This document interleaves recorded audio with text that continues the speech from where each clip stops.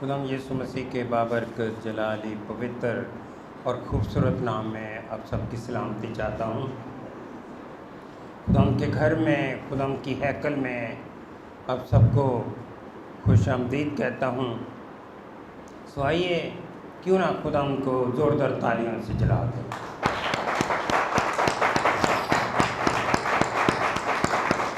اور زوردار تالیاں۔ ہاللیلویا، ہاللیلویا۔ خداوند کا کلام ہتھوڑے کی مانند ہے جو دلوں پر چوٹ لگاتا ہے، کیونکہ خداوند کو شکستہ دل پسند ہے۔ جب کلام کے ہتھوڑے کا وار ہمارے دلوں پر ہوتا ہے تو ہمارے دل ٹوٹ جاتے ہیں، شکستہ ہو جاتے ہیں، اور پھر ہمارے دل خداوند کے دل کے قریب ہوتے ہیں۔ ویسے بھی زمین جب سخت ہوتی ہے تو اس پر ہل چلانا ہوتا ہے، اور پھر جب وہ نرم ہوتی ہے تب بھی اس میں بیج بویا جاتا ہے، اور وہ بیج بڑھتا ہے، پھلتا ہے، اور 100 گنا پھل لاتا ہے۔ ہاللیلویا۔ سو آئیے خداوند کے کلام میں سے دیکھیں گے یوحنا رسول کی معرفت لکھی گئی انجیل، اس کا 5واں باب اور اس کی 30ویں آیت پڑھوں گا۔ خداوند کے کلام میں یوں مرقوم ہے: میں اپنے آپ سے کچھ نہیں کر سکتا، جیسا سنتا ہوں عدالت کرتا ہوں، اور میری عدالت راست ہے، کیونکہ میں اپنی مرضی نہیں بلکہ اپنے بھیجنے والے کی مرضی چاہتا ہوں۔ خداوند کے کلام کے پڑھے سنے جانے پر خداوند کی بڑی برکت ہو۔ آئیے دعا کریں۔ خداوند پاک خدا، تیرا شکر کرتے ہیں آج کے سہانے دن کے لیے۔ آج تیرا پاک سبت ہے خداوند، جتنی جانیں تیرے حضور میں سجدہ ریز ہیں، تیرے حضور میں سرنگو ہیں، ایک ایک کو چھو برکت دینا۔ آج تو نے اپنے بندہ کو کلام کی خدمت کے لیے مخصوص کیا ہے، کلام کی خدمت کے لیے چنا ہے۔ اپنے بندہ کو بھرپور طور پر اپنے جلال کے لیے استعمال کرنا۔ اے پاک روح یسوع کے روح، یسوع کو جلال دینے کے لیے اپنے بندہ کی رہنمائی کرنا، کلام کو بیان کرنے کا بھاری فضل بخش دینا۔ آج خداوند تیرا پاک روح میری رہنمائی کرے، اور تیرے کلام کی عمیق سچائیاں اور گہرے مکاشفات تیرے لوگوں پر آشکارا کروں۔ اپنے بندہ کو کلام کو بیان کرنے کا بھاری فضل بخش دینا، اور آج کا کلام ایک ایک روح بدن جان کے لیے برکت کا باعث ہو، مسیح ہمارے خداوند کے وسیلے سے، آمین۔ آج میرے میسج کا عنوان ہے عدالت۔ عدالت کیوں ہوتی ہے؟ اس دنیا میں رہتے ہوئے بھی ہم دیکھتے ہیں کہ جب کوئی گناہ کا مرتکب ہوتا ہے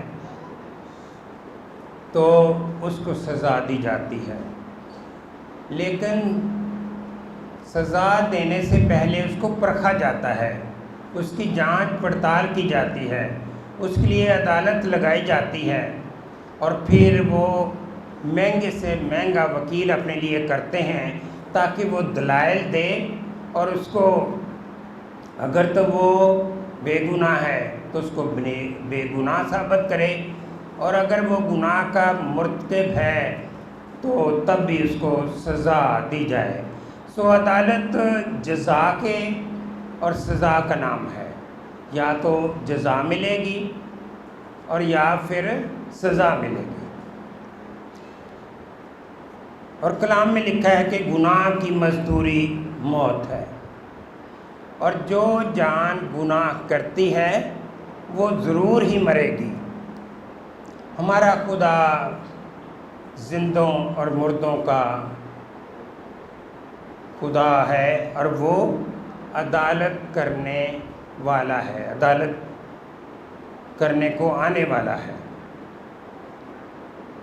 وہ عادل ہے اور اس کے ساتھ ساتھ وہ مہربان ہے، اور اس کی شفقت اس کے لوگوں پر ہمیشہ رہتی ہے، کیونکہ وہ قہر کرنے میں دھیما اور شفقت میں بڑھ کر غنی ہے۔ ہاللیلویہ۔ ہم آج دیکھیں گے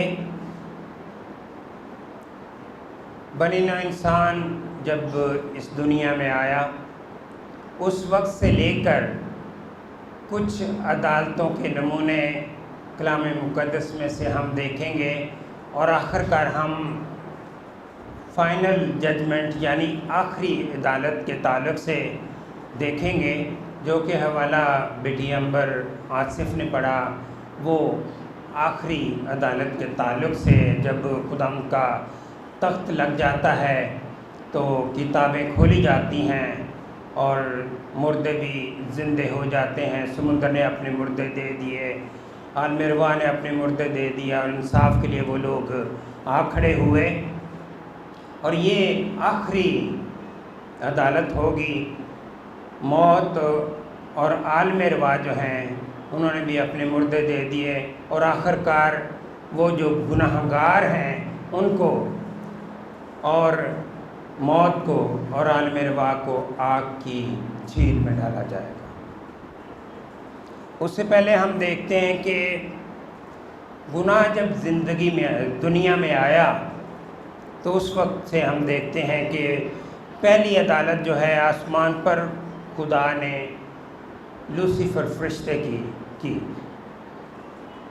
اور اس کے ساتھ 1/3 فالن اینجلز یعنی وہ گرائے ہوئے فرشتوں کی بھی عدالت ہوئی۔ بے شک لوسیفر خداوند کی حمد و ثنا کا لیڈر تھا، خداوند کے لیے تخت مہیا کرتا تھا، اس کے لیے مقدس محفل سجایا کرتا تھا، لیکن وہ کامل تھا جب تک اس میں ناراستی نہ پائی گئی۔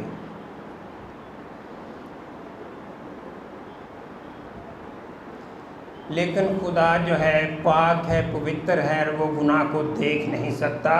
جب لوسیفر فرشتے میں ناراستی پائی گئی تو خدا نے اسے تیسرے آسمان سے نیچے گرا دیا، اور وہ فرشتے جو کہ 1/3 فرشتے جو کہ لوسیفر کے ساتھ تھے، اس کے ساتھ یعنی اس کے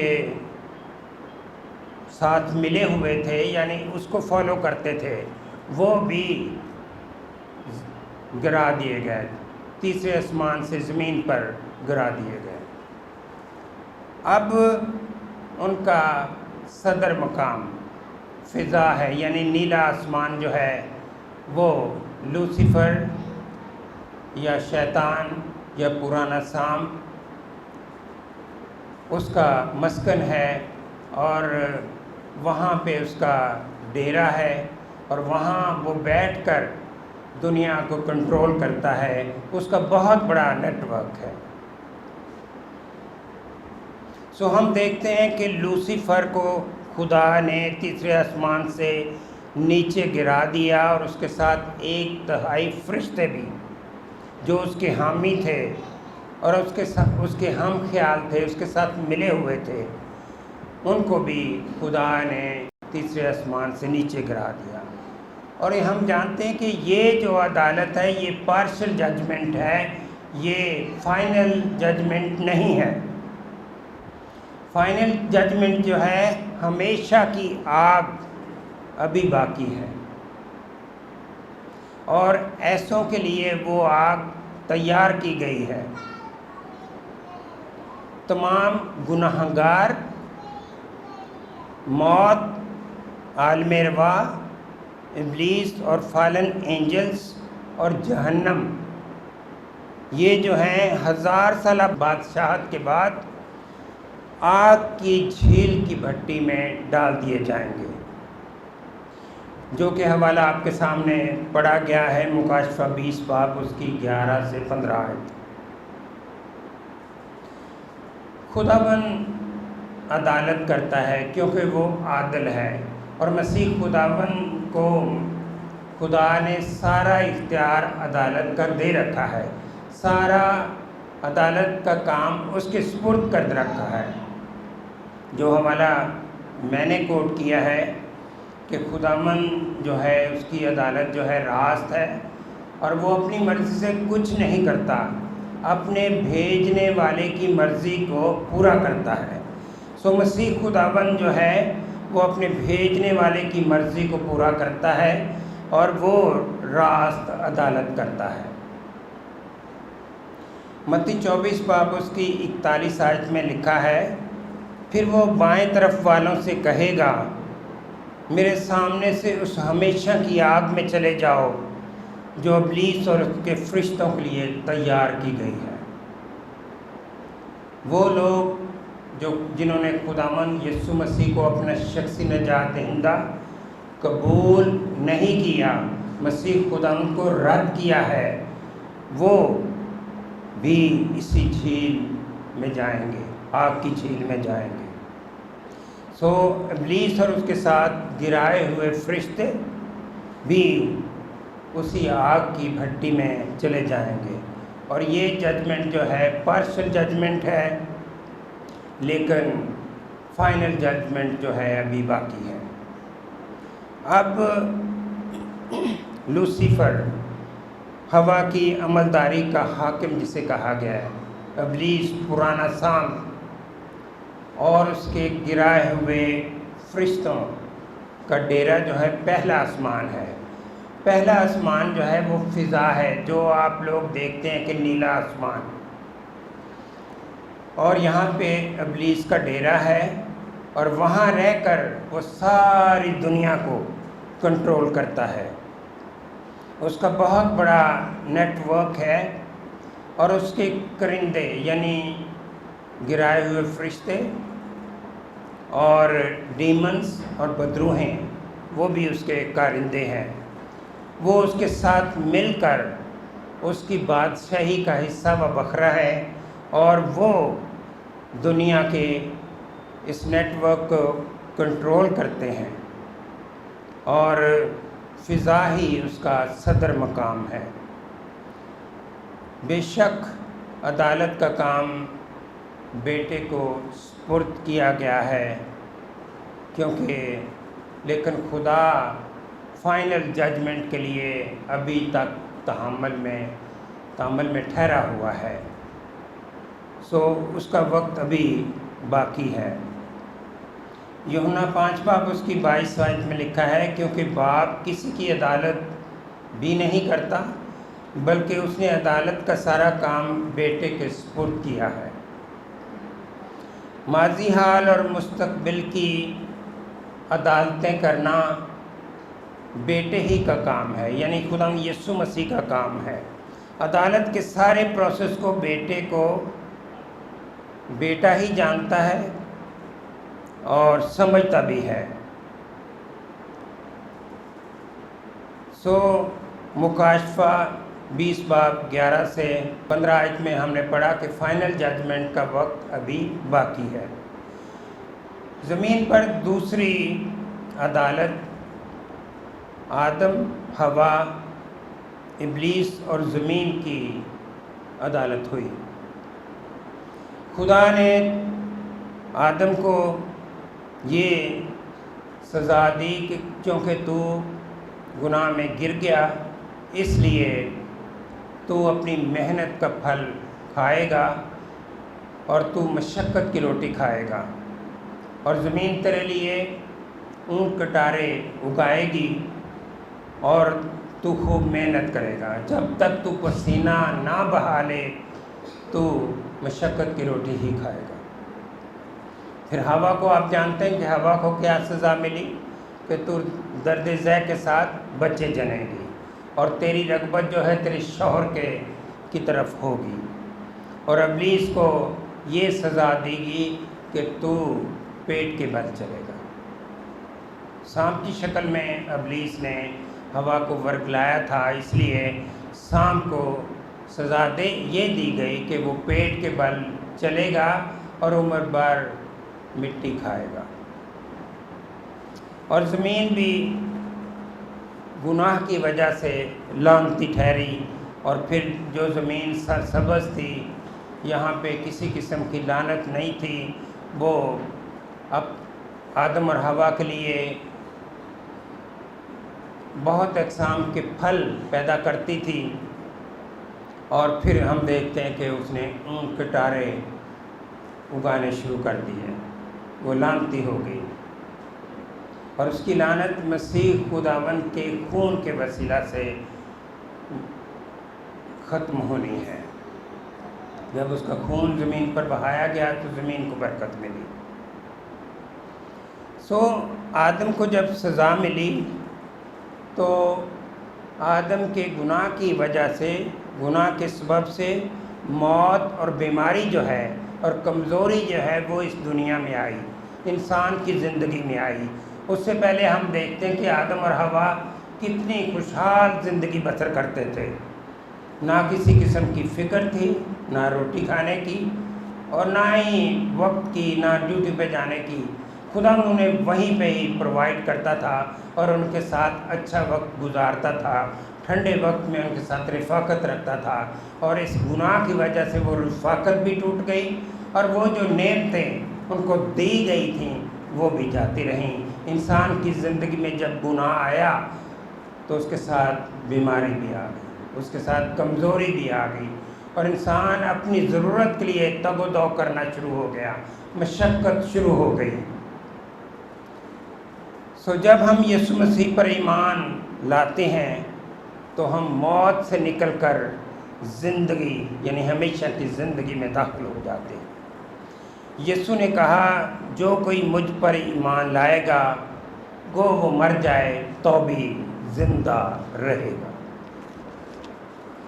آدم اور حوا نے اپنا سکھ چین آرام گناہ کی وجہ سے کھو دیا، اور انسان جو ہے اطمینان کی خاطر ناجائز انفیئر مینز استعمال کرنے لگا۔ آج کل بھی آپ دیکھتے ہیں کہ جن کو اپنی زندگی میں سکون نہیں، یا تو وہ نشے کی حالت میں چلے جاتے ہیں، نشے کو اپنا لیتے ہیں، اور یا پھر وہ ایسی جگہوں پہ جاتے ہیں جہاں پہ جانا ان کو جائز نہیں، لیکن ان کی زندگی میں جائز انجائز کا کوئی مقصد ہی نہیں ہے۔ ان کو سکون حاصل کرنا ہے، جیسے بھی کرنا ہے۔ بے شک گناہ ان کی زندگی میں آتا جائے، لیکن اپنے سکون کی خاطر وہ یہ کام کرنے سے باز نہیں آتے۔ گناہ کی وجہ سے ایک تو بیماری آ گئی، اور پھر ہم دیکھتے ہیں کہ آدم اور حوا کی رہائش گاہ یہاں پہ وہ مکین تھے، وہ بھی ان کے ہاتھ سے جاتی رہی۔ کیوں؟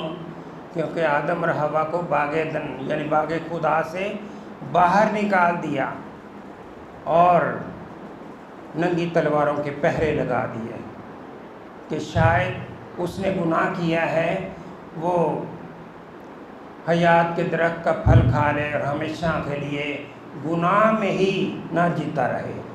اس لیے خدا نے باغ عدن میں، باغ خدا میں ننگی تلواروں سے پہرے لگا دیے اور آدم اور حوا کو وہاں سے باہر نکال دیا۔ اب گناہ بھی زندگی میں آ گیا، کمزوری بھی آ گئی، بیماری بھی آ گئی، رہائش بھی چھوٹ گئی، اور پھر سب سے بڑھ کر ابلیس جو ہمارا دشمن ہے، جس نے حوا کو ورگلایا، اس کے ساتھ ہماری روحانی جنگ جو ہے ہمیشہ کے لیے جاری ہو گئی۔ اب انسان اور ابلیس کی جنگ جو ہے وہ ہمیشہ کے لیے جاری اور ساری ہے۔ پہلا پطرس اس کا 5واں باب اس کی 8ویں آیت میں لکھا ہے کہ تمہارا دشمن ابلیس شیر ببر کی طرح دھاڑتا پھرتا ہے کہ وہ کس کو پھاڑ کھائے۔ وہ کوئی بھی موقع ہاتھ سے نہیں جانے دیتا، اور وہ چاہتا ہے کہ کسی نہ کسی کو ٹریپ کرے، اور اگر کوئی گناہ کی حالت میں ہے تو وہ یہ نہیں چاہتا کہ وہ توبہ کر لے اور خدا کی بادشاہی کا حصہ و بکرا بن جائے۔ وہ چاہتا ہے کہ وہ گناہ میں ہی مر جائے اور میری ہی بادشاہی کا حصہ وہ بخرا رہے، اور اس کی یہی کوشش ہوتی ہے، اس لیے وہ بیماریاں لاتا ہے۔ لیکن جب ہم مسیح خدا ان کے پاس آ جاتے ہیں، اس کو اپنا شخصی نجات دہندہ قبول کر لیتے ہیں، تو خدا ہماری محافظت کرتا ہے، وہ ہمارا نگہبان ہوتا ہے اور اس کی ذمہ داری ہو جاتی ہے۔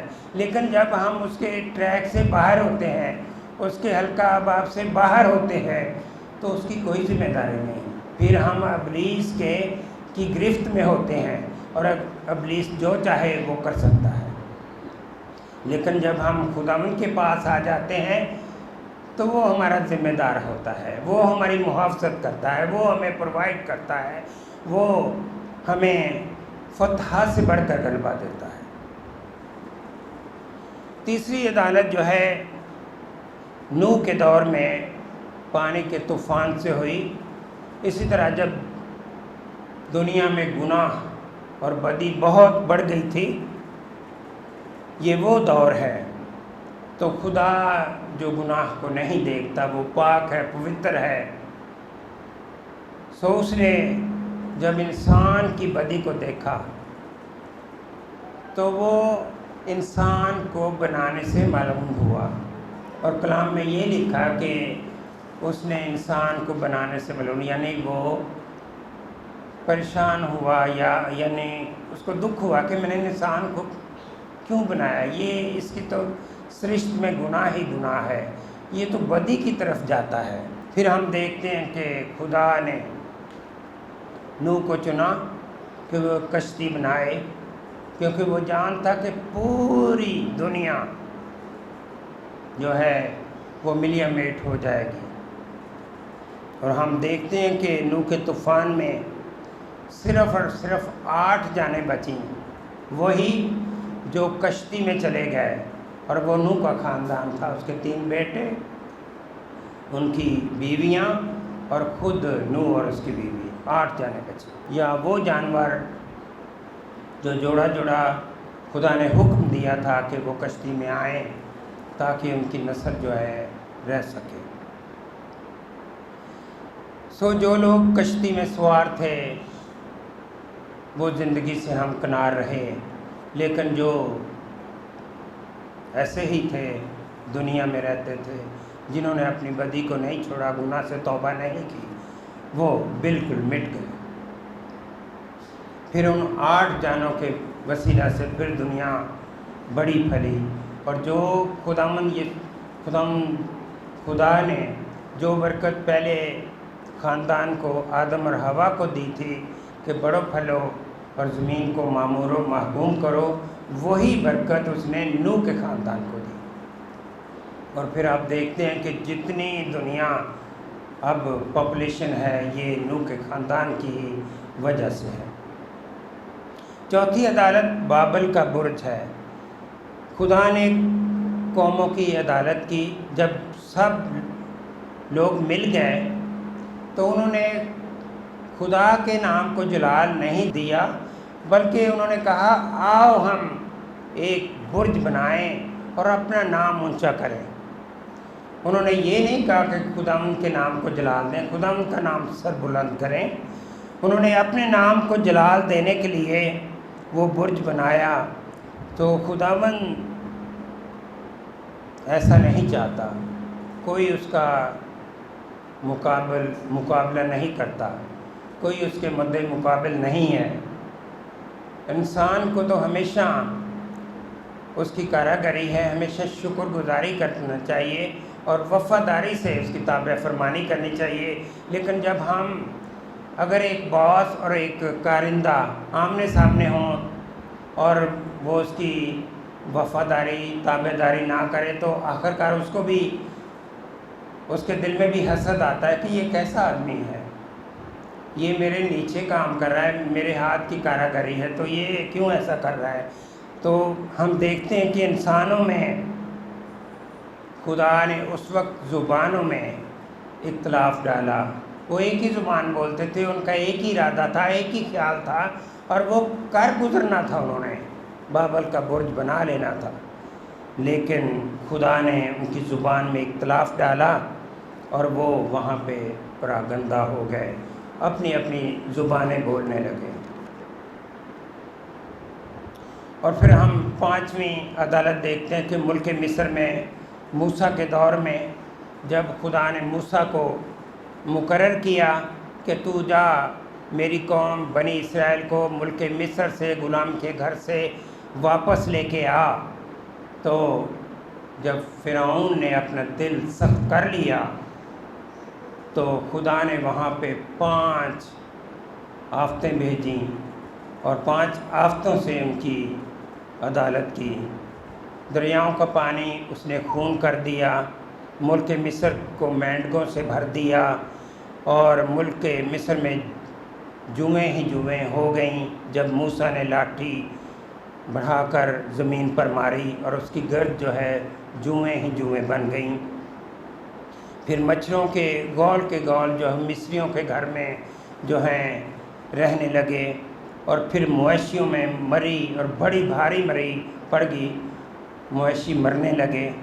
اور پھر چھٹی جو پھوڑے اور پھولے جو ہے انسانوں اور جانوروں کے جسموں پر ہو گئے، اور 7ویں جو ہے وہ آسمان سے اولے پڑے اور مصر کے کھیت کی ساری سبزی اور ساری فصلیں تباہ ہو گئیں۔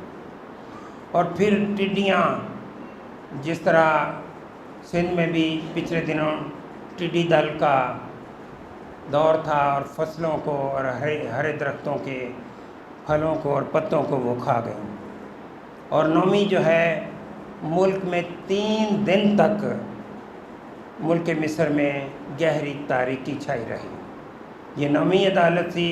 اور 10ویں جو تھی پلوٹھوں کی ہلاکت، خواہ وہ انسان کا خواہ جانور کا۔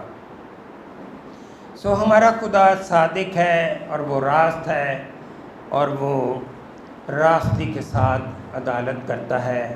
وہ عادل ہے اور سچا ہے اور راستی سے عدالت کرتا ہے۔ بے شک سب انسانوں نے گناہ کیا اور خدا کے جلال سے محروم ہے، لیکن جب انسان خدا کے حکموں کو رد کرتا ہے اور اپنی من مانی کرتا ہے تو خدا بھی اس کو چھوڑ دیتا ہے۔ کہتے ہیں کہ اس کی رسی جو ہے ڈھیلی کر دیتا ہے، وہ اپنی مرضی کرے، پھر وہ عدالت کے لیے چھوڑ دیے جاتے ہیں۔ اور برے لوگوں کو جب آپ دیکھتے ہیں کہ بڑی عیش و عشرت کرتے ہیں تو ان پر رشک نہ کرو۔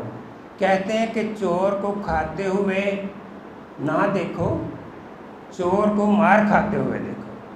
کھاتے ہوئے تو دیکھیں گے کہ بڑی عیش کر رہا ہے جی، لیکن اس کی سزا کو بھی دیکھو کہ جب وہ پکڑا جاتا ہے چوری میں تو اس کے ساتھ کیا ہوتا ہے۔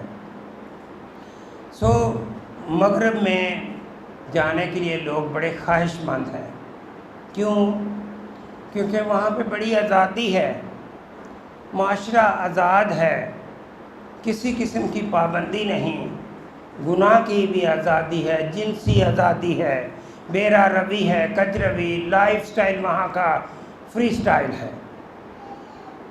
لیکن عزیزو، خدا نے ابھی تک اس پینڈیمک کو، اس وبا کو، آپ خدا کا راڈ دیکھ سکتے ہیں کہ ابھی تک دنیا پر ہے۔ خدا نے اپنا عصا بڑھایا ہوا ہے، انڈیلا ہوا زمین پر، کیونکہ یہاں پر ایول ہے، یہاں پر گناہ ہے، وہاں پر خدا کا قہر ضرور ہوتا ہے۔ گناہ جب حد سے بڑھ گیا،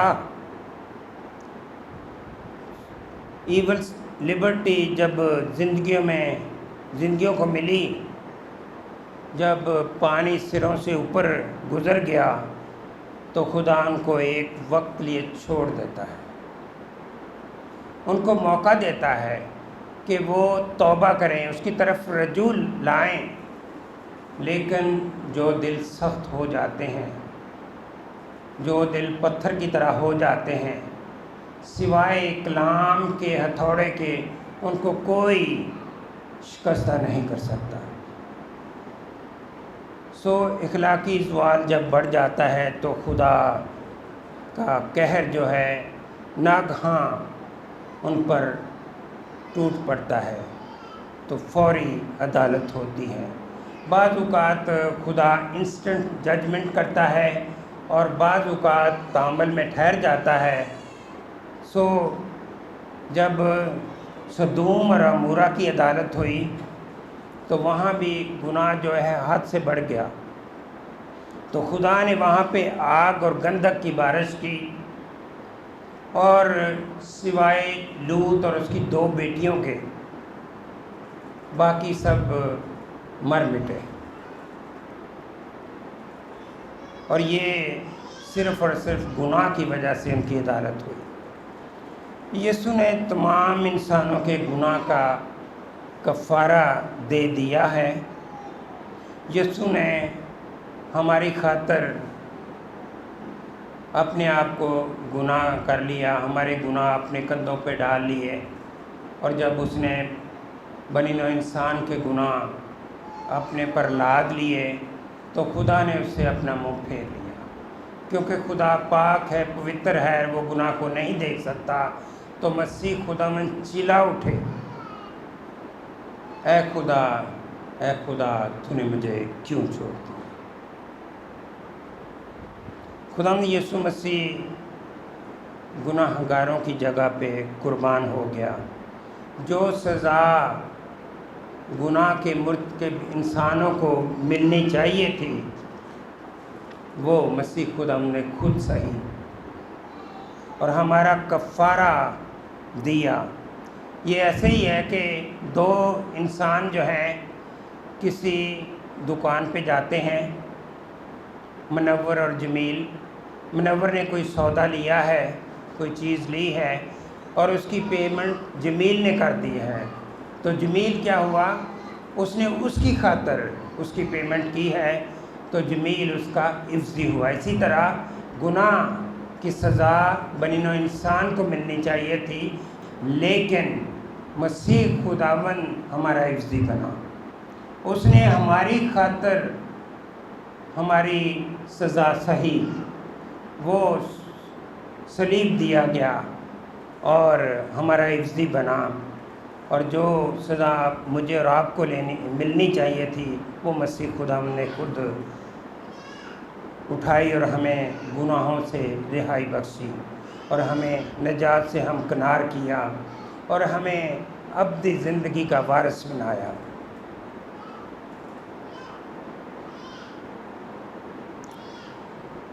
فائنل ججمنٹ کے تعلق سے ہم نے جو حوالہ سنا، آگ کی جھیل کی بھٹی میں گناہ گاروں کو، ابلیس کو، اور وہ لوگ جنہوں نے مسیح خداوند کو اپنا شخصی نجات دہندہ قبول نہیں کیا، وہ لوگ ڈالے جائیں گے، اور اس کے ساتھ ساتھ ابلیس اور اس کے 1/3 گرائے ہوئے فرشتے بھی آگ کی جھیل میں ڈالے جائیں گے۔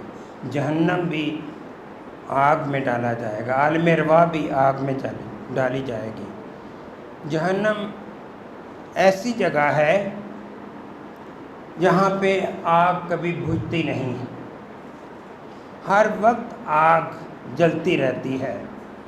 حالیہ دریافت کے مطابق سمندر کی تہہ میں ایک ایسا آتش فشاں پہاڑ ہے، اور اس کے قریب، اس کے گرد و نواح میں درجہ حرارت 407 سینٹی گریڈ ہے، یعنی 764.6 ڈگری فارنہائٹ ہے۔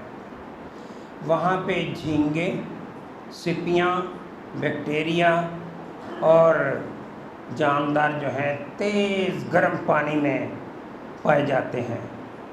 تصور کریں کہ ایسے ماحول میں ان جانداروں کا وہاں رہنا کتنا دشوار ہوگا۔ جیسے کہتے ہیں نا، وہاں پہ رونا اور دانت پیسنا ہوگا، لوگ موت کی تمنا کریں گے لیکن وہ مر نہیں سکیں گے۔ سو وہاں پہ رہنا کتنا دشوار اور تکلیف دہ ہوگا۔ ان لوگوں کی طرح جو جہنم کی جلتی آگ، یعنی آگ کی بھٹی یا آگ کی جھیل میں ہمیشہ تک جلتے رہیں گے، وہ آگ بجھنے کی نہیں، اور وہ نہ تو مر سکیں گے اور نہ ہی جی سکیں گے۔